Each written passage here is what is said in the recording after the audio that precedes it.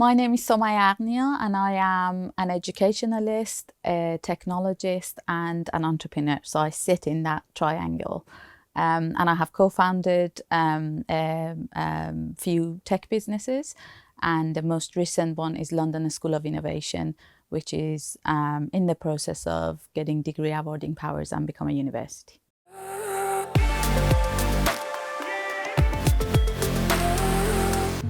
Change.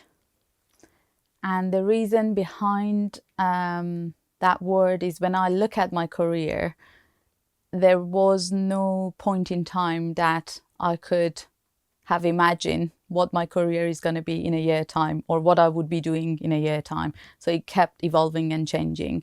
And I think that's very much mirrors what happens in technology. So you can't really know what's going to happen in 2 years, 5 years, or it used to be 2 years, 5 years. Now you don't know what's going to come up in 6 months. So I would say change.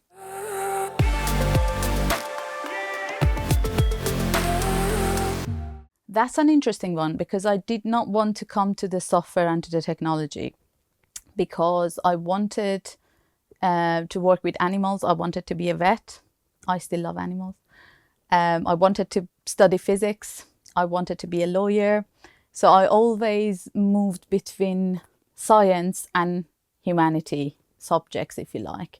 And the reason I decided to study software engineering when I started studying software engineering, it was that I thought I can get a really good job and support myself so I can spend time on my hobbies and humanity side of things that I was interested, because at the time I thought I cannot really make a lot of money doing human sciences. So that was the reason. But when I started actually the course and I got into computing, I was fascinated because that was a door to a completely limitless world, the technology. So my choice wasn't love at first sight. It was a love that was built over time.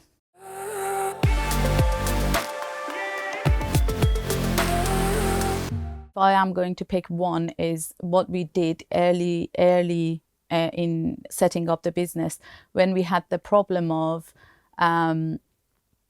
hiring talent, because being in London, you can't really compete with very well-funded, very big organizations like banks and stuff. So we couldn't really compete on talent. Also, the fact that talent was always scarce in the technology space anyway. So what we did, me and my partner, we sat down over beer and we started solving this problem by thinking, can we bring people outside tech into tech and train them and make them technologists in really short time? And that was the beginning or the birth of Geeks Academy, which was an academy that we trained over 300 people from outside tech into tech. They're all very successful now in the tech industry. And then it turned into London School of Innovation and in a bigger scale as a higher education institution.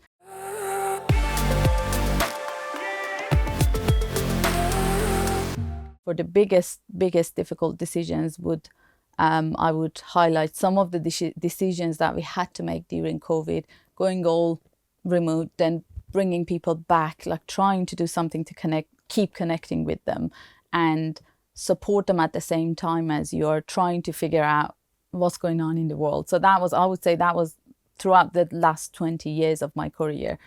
That first few months of COVID was very disorienting, and we made lots of difficult decisions that some of them wasn't good, some of them turned out to be really good. But I'm really proud of the way we pulled the business out of COVID altogether with the team. I remember I went to the team and I said, it's a very difficult time. This is what's happening. This is what's happening to the economy. This is what's happening to our pipeline. This is, the whole world is shutting down.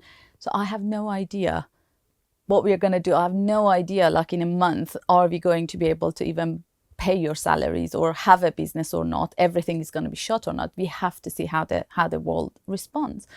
And I had the team one by one coming to us before we even say anything, coming to us to say that they're willing to take salary sacrifices to let everybody, you know, carry on together. And that was the most amazing moment. I cried like my eyes off, and that was really, really great moment. And I was so proud that after 2 years, when we made profit again, we were able to just pay everybody back what they had sacrificed for those few months.